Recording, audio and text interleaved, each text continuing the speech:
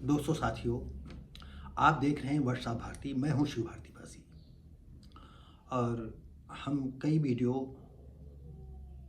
पश्चिम बंगाल यानी कलकत्ता और इस समय पश्चिम बंगाल के मुर्शिदाबाद ज़िले में जो घटनाएं घटी उसी सिलसिले में जो है हमारी ये दूसरी तीसरी वीडियो है। और हम जहां पर आतंकवादी विचारधारा के लोग पैदा होते हैं तो यही कोशिश करते हैं कि हम इस पर कितनी अपने विचार व्यक्त कर दें, कितनी कठोरता से बातें रखें। लेकिन आप जानते हैं कि यूट्यूब का भी जो है एक अपनी गरिमा होती है, आप उनका कानून होता है। और हमारे चैनल पर भी जो है 2 स्ट्राइक लग चुकी हैं। अगर तीसरा स्ट्राइक में जो है कोई दिक्कत आती तो चैनल भी हमारा बंद हो सकता है। तो कहीं ना कहीं हमारी जो है खुन्नस निकला करती है। और आप जान लीजिए, जैसे एक परकटा पक्षी नहीं होता है तो खींचता रहता है, तो हम भी आज इस ऐसे मुकाम पर आ गए हैं जहाँ मैं खींच ही सकता हूँ। और आप लोगों के सामने जब तक हम बैठ सकते हैं, चल सकते हैं, बोल सकते हैं, तब तक अपने विचारों को व्यक्त करते रहेंगे। और विचारों का व्यक्त करने का ये मतलब है कि गरीबों का कोई नहीं है।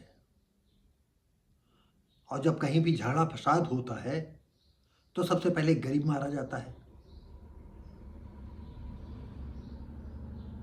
और ऐसी सिचुएशन में गरीब आदमी कभी दूर की सोच नहीं पाता है। उसको खाना कमाना वो कुएं के मेढक की तरह उसकी सोच होती है।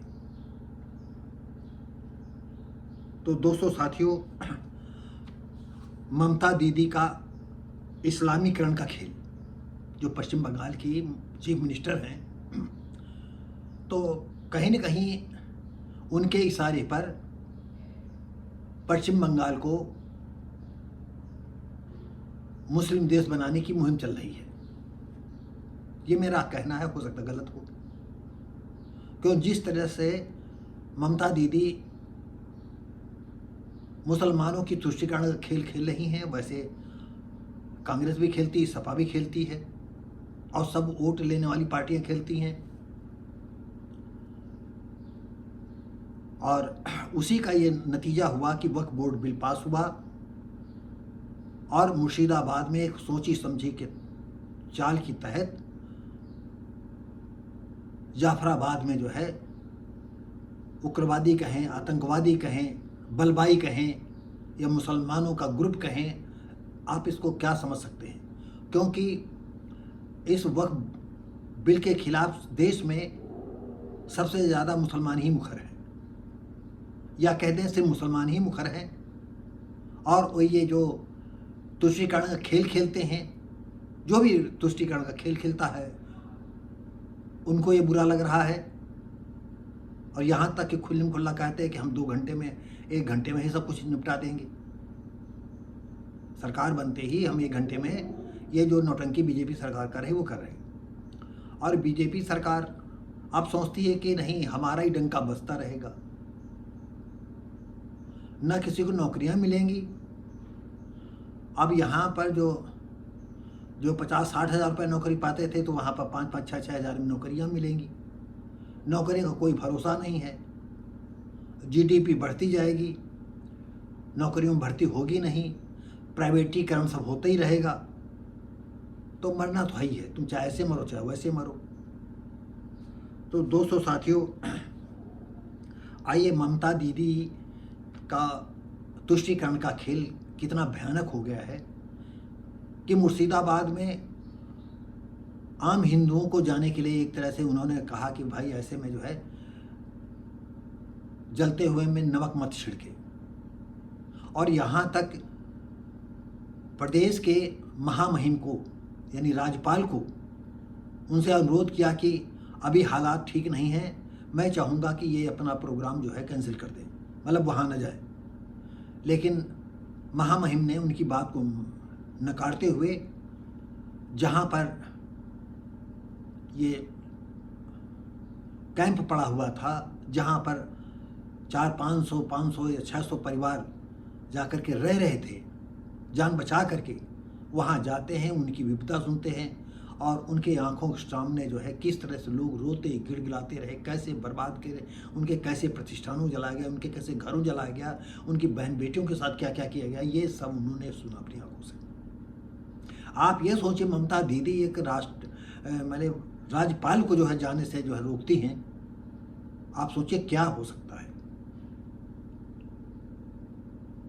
और वहाँ मुर्शिदाबाद जल रहा था, उनके जितने शहर थे मुर्शिदाबाद जिले के शहर जल रहे थे और ये रोटियां सेक रही थी, वहाँ मिलिट्री को नहीं भेज रही थी। तो विपक्षी पार्टी के एक व्यक्ति हैं, इन्होंने हाई कोर्ट में एक रिट दायर की, तब उन्होंने जो है फौज को जाने के लिए परमिशन दी। तो दोस्तों साथियों, मुर्शिदाबाद जिले के शहर जले, उनमें पड़ोसियों के जो हिंदू पड़ोसियों थे उनको जाने के लिए मनाही कर दी कि स्थिति वहाँ जाकर के मत बिगाड़ें, शांत बहाली का काम हो रहा है। यानी अभी जूते और मारे जा रहे हैं, अभी और उनको जो है जूते, वो जूते जिनमें सब कांटे लगे हैं, यानी कील लगी है, उन कीलों से उनकी ठुकाई हो रही है, अभी मत जाओ वहाँ। जब उन्होंने राज्यपाल को मना कर दिया तो आम आदमी की कौन सी भी साथ थी।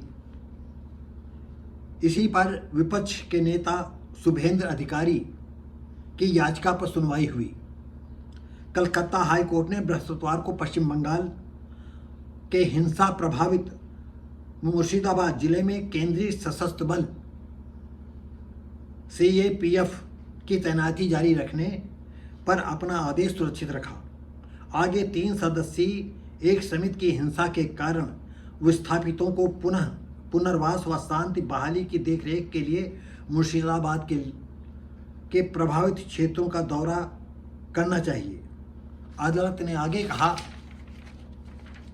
3 सदस्यीय टीम में राष्ट्रीय मानवाधिकार, राज्य मानवाधिकार आयोग और राज्य विधिक सेवा प्राधिकरण के एक सदस्य को शामिल किया जाना चाहिए।